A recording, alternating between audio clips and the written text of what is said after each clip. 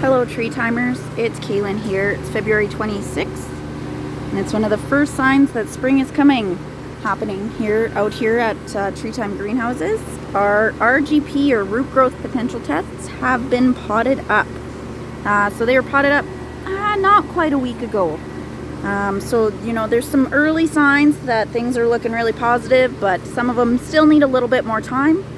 We pot these up after they've been in our frozen cold storage for the minimum time to get enough chilling units, and then we'll monitor these over the next 4 to 6 weeks.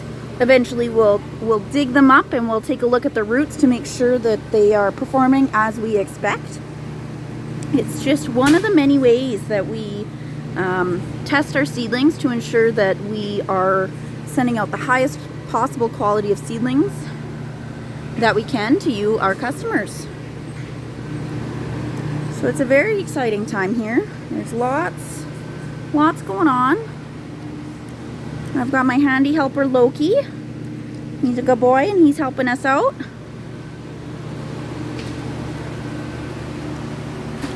There's still time to place your order on TreeTime.ca for your choice of spring shipping. Like, comment, share, subscribe. Tell us what you'd like to see more of.